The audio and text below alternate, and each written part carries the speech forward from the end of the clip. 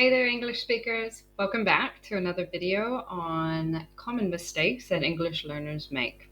I'm Andrea.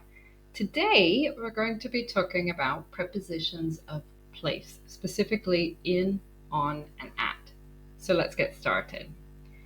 Now, the general rule for in is usually when something is in the boundaries of a specific place, in a room, in a country, right? Meanwhile, while on tends to be for surfaces, horizontal or vertical, on a wall or on a table. And at is for specific places. So I'm at home, you could be at work, at school, at the supermarket. So again, the general rule is this. In is for being within the boundaries of a place, a box, a room, a country. On, a surface, horizontal or vertical, and at a specific place.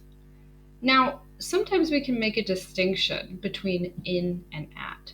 So, for example, you can be at the office today, but you might not be in the building, right? Because you might have gone to lunch or something like that, or to meet a client.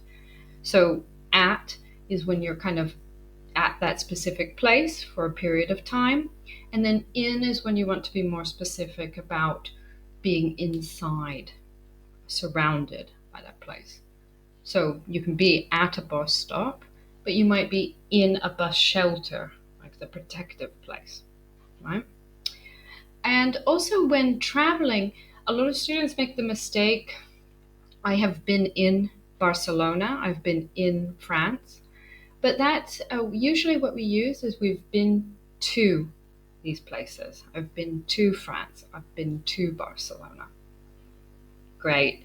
So I hope that's helped you. Feel free to ask any questions in the comments below and let me know. Leave some examples for us. Great. Thank you so much. Have a great day. Bye.